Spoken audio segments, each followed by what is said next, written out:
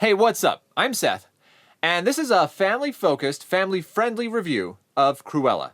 Cruella de Vil, Cruella de Vil. So Cruella just came out on Disney Plus. It was $30. I forked out the money and I watched it. And I was kind of thinking as I watched this movie, is it worth the $30? And is it a movie that I would show my kids? When I think about a movie that I would show my kids, I always look at the lessons, like the main content that they'll take away from it. But I also think about the rating and that kind of stuff, like, the language and the sexuality and the violence. Is that stuff that's going to maybe take away from those lessons? If they're lessons I like, or is there going to be other things that are going to distract from that? I think about that as a parent. So those are the two things I look at, and I did that here with Cruella, kind of answering that question. Is this a movie I would share with my kids? And the answer is not as straightforward with this movie as it is with others. It's not a simple yes or no. So this is a spoiler-free review. I'm not going to spoil anything that wasn't in the trailer. But Cruella is about Cruella de Vil. This villain from 101 Dalmatians. If you haven't seen that movie, then go watch that movie first and then come back to this. But in 101 Dalmatians, she is this villain with this white and black hair. Nobody really knows why. And she wants to kill dogs because she loves fashion and she wants a dog skin coat. That's pretty much what she is in 101 Dalmatians, just this one-dimensional character. In Cruella, Disney has taken this character and really fleshed it out and made her more empathetic. It's similar to what they did with Maleficent. If you haven't seen that movie, that's a great movie about Maleficent, how they take her from being this really evil character. Again, it's been out a while, so I can say this, I think. And then make her more empathetic. By the end, you really like her. Okay, so you have Cruella. Again, this is spoiler-free, so I'm not going to give away too much, but you see that she's really this misunderstood kid who was born with black and white hair. She's very individualistic. She loves fashion. She just wants to get out there and make her mark on the world. You see that she does have a tragic backstory. Her family situation is rough. She basically ends up as an orphan in London. And then it goes from there. She grows up, and she really wants to be like the fashion icon of London. And the main competition against her is the Baroness, who's got all this control, and she is this vindictive, evil woman who's willing to do whatever it takes to stay on top. She even has this little dialogue with Cruella where she says, if you care about people, then that's going to bring you down. You just shouldn't care about anybody. And that's in the trailer, so I can give that away. So we see Cruella as kind of this conflicted character where she is trying to be a good girl at times, but she's also trying to search for her dreams. And that's really actually the main question, the main lesson in this movie is, what would you do to go after your dreams? And the movie answers this question with kind of whatever it takes. So you see Cruella as this orphan in London. She makes these two great friends, Jasper and Horace, and they are great. In this movie, I love these characters. In the old cartoon, they were kind of just these caricatures of these frumpy henchmen, and you didn't care about them at all. In this movie, I actually was rooting for them. They're really fun characters. And there's even these scenes where Cruella starts kind of coming to her own as being the Cruella who's a little bit of the bad guy. And she starts treating Jasper and Horace like she does in the old movie, just kind of yelling at them, that kind of stuff. And you're like, hey, don't treat them that way. I like them. They're cool. Be nice, Cruella. Jeez. So yeah, anyways, back to that main story, that main lesson about, is it okay to go after your dream? You see that Cruella becomes a thief. You see that she's actually willing to vandalize. You see that she's willing to do whatever it takes. And she goes on this whole arc where she starts off as this nice girl. Actually, I should back up a little bit. Her name is Estella, and that's in the trailer too. So her name is Estella, and she uses this Cruella persona as the main competition against the Baroness. So Estella is this girl, with a wig on. She's got like this red-haired wig, and she works for the Baroness. And then Cruella is this main fashion icon who's trying to be this big up-and-coming thing in the fashion world in London. And again, she's willing to do whatever it takes. And so, again, there's this more questions about, who is the real you? You see that Cruella, again, goes through this big arc, and who is the real person? Is it this Estella, or is it Cruella? You see that actually Cruella is a little vindictive, is the bad guy. Estella's got some good traits, and you see kind of this competition, and the movie answers that question.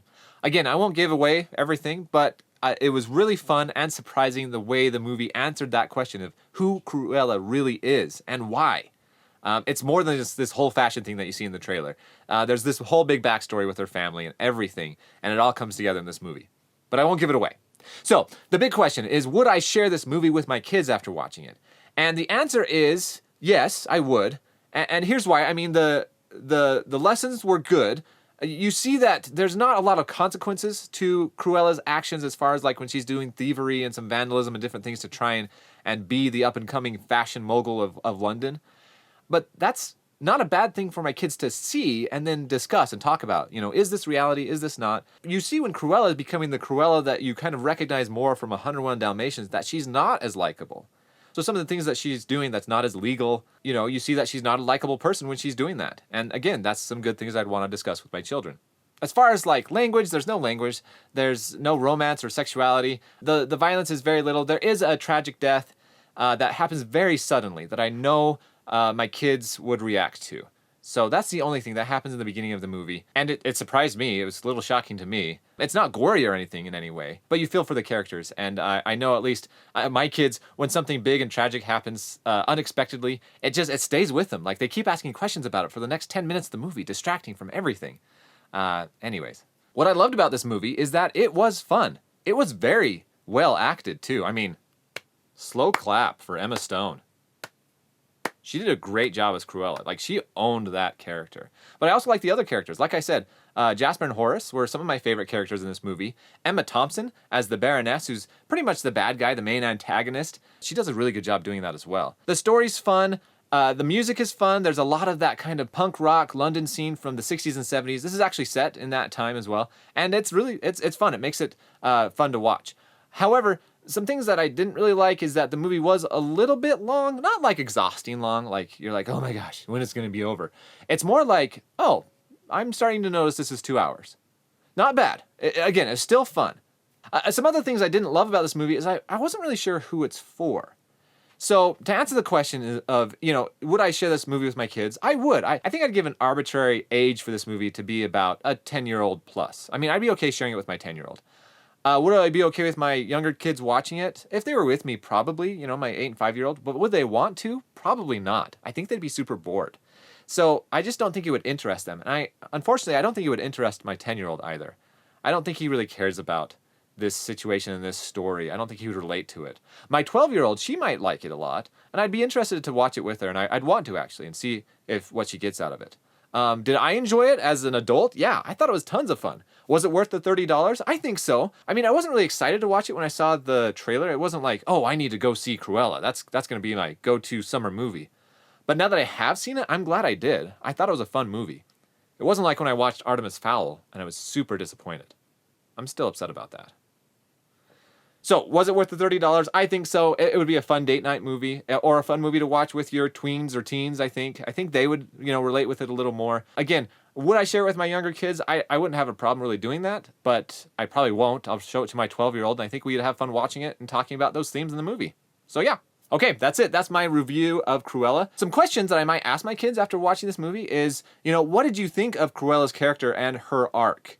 I mean, when did you like her character, and when did you not like her character, and why?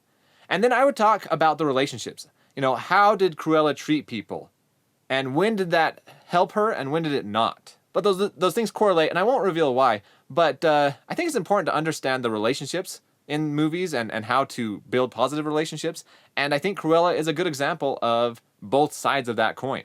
Okay, that's it. So if you liked this review, then hit the like button below. If you have any comments or have seen Cruella or shared it with your kids, comment below. If you want to see more reviews like this, then hit the subscribe. Thanks for watching, and I'll talk to you soon.